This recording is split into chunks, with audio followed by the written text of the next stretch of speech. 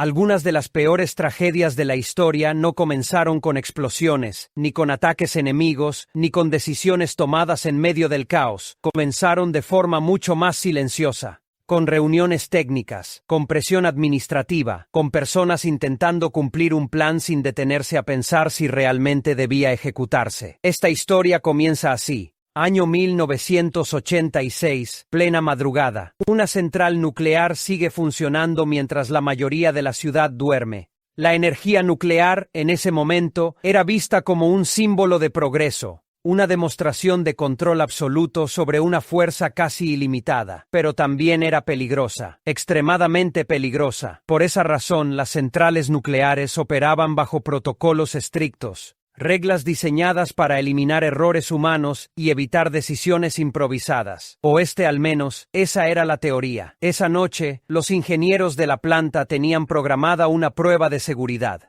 No se trataba de una emergencia, no había ningún problema activo. Era un experimento técnico que llevaba tiempo postergándose. El objetivo era sencillo en papel: comprobar si, en caso de un corte eléctrico, las turbinas del reactor podían seguir generando energía durante los segundos críticos antes de que entraran en funcionamiento los generadores de emergencia. Era una prueba importante, pero no urgente. Sin embargo, había presión para realizarla. La prueba ya había sido cancelada antes, y nadie quería volver a explicar por qué no se había completado. Así que decidieron seguir adelante. Para ejecutar el experimento, era necesario reducir la potencia del reactor, y ahí apareció el primer problema serio. La potencia bajó demasiado, mucho más de lo previsto. El reactor entró en una zona inestable para la que no estaba diseñado operar durante periodos prolongados. En ese punto, la decisión correcta habría sido detener la prueba, estabilizar el sistema, reprogramar el experimento, esperar mejores condiciones. Pero eso no ocurrió. En lugar de detenerse, los operadores intentaron corregir la situación de forma improvisada.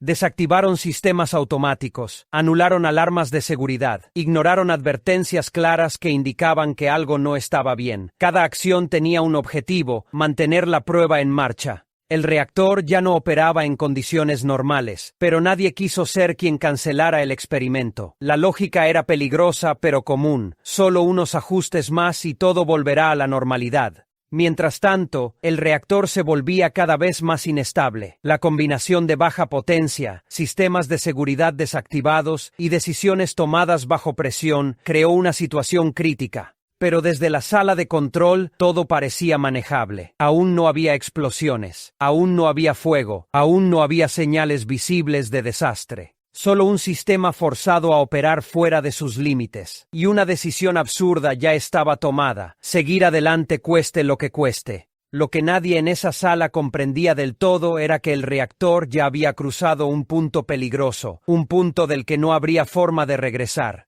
Cuando finalmente se dio la orden de continuar con la prueba, el reactor ya no estaba en condiciones normales. Aunque desde la sala de control todo parecía bajo control, el sistema estaba operando en un estado extremadamente inestable. La potencia era demasiado baja, los sistemas automáticos de protección habían sido desactivados, y el margen de error se había reducido a casi nada. Los operadores no lo sabían, pero el diseño del reactor tenía un defecto crítico. Un defecto conocido por algunos ingenieros, pero poco comprendido por quienes estaban al mando esa noche. En determinadas condiciones, cuando la potencia era muy baja y se intentaba estabilizar el sistema, el reactor no se comportaba como se esperaba. En lugar de apagarse, aumentaba su potencia, y esas condiciones ya estaban presentes. Cuando comenzaron la prueba, las lecturas empezaron a cambiar rápidamente. Al principio, parecía una variación normal. Luego, los valores comenzaron a subir a un ritmo inquietante. Los operadores intentaron corregirlo, ajustaron controles, movieron barras de control, intentaron recuperar estabilidad.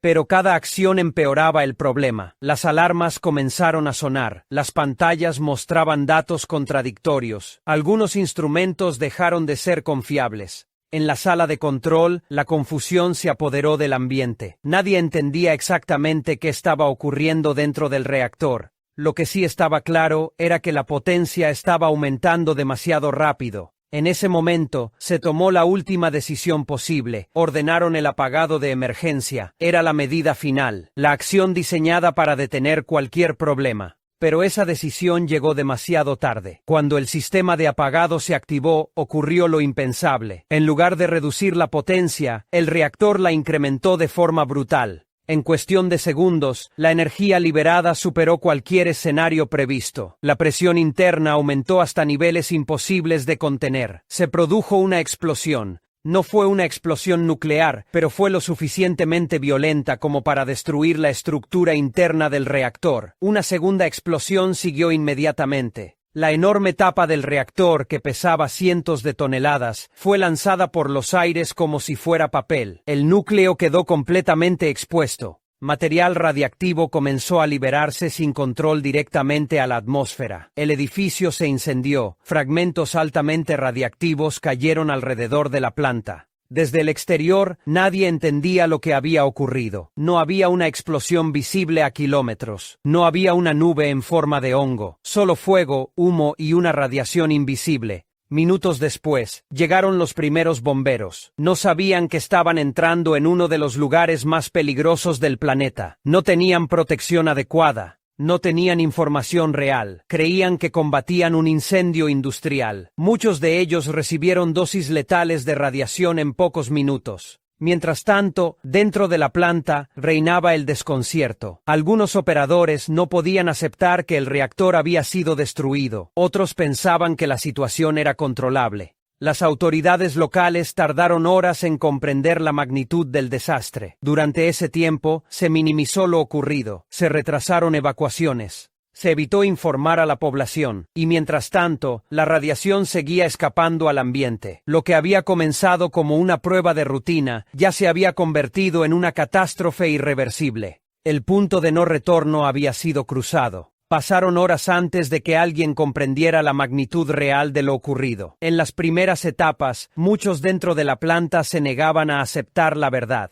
Algunos creían que el reactor seguía intacto, otros pensaban que el daño era limitado y que la situación estaba bajo control. La idea de que un reactor nuclear hubiera sido completamente destruido parecía imposible. Pero la radiación no entiende de negación. Mientras las autoridades dudaban, una nube invisible comenzó a elevarse sobre la planta. No tenía color, no tenía olor, no hacía ruido, pero era letal. El viento la empujó fuera de la zona industrial, cruzó pueblos, llegó a ciudades cercanas. Durante horas, las personas continuaron con su vida normal. Niños jugando, familias durmiendo, trabajadores yendo a sus empleos, sin saber que estaban siendo expuestos a niveles peligrosos de radiación. La evacuación no fue inmediata, se retrasó, se discutió, se minimizó el riesgo. Cuando finalmente se ordenó, ya era demasiado tarde para muchos. Miles de personas tuvieron que abandonar sus hogares con lo puesto, sin explicaciones claras, sin saber si alguna vez podrían regresar. Ciudades enteras fueron vaciadas en cuestión de horas. Algunas nunca volverían a ser habitadas. Los bomberos y trabajadores que respondieron primero pagaron el precio más alto.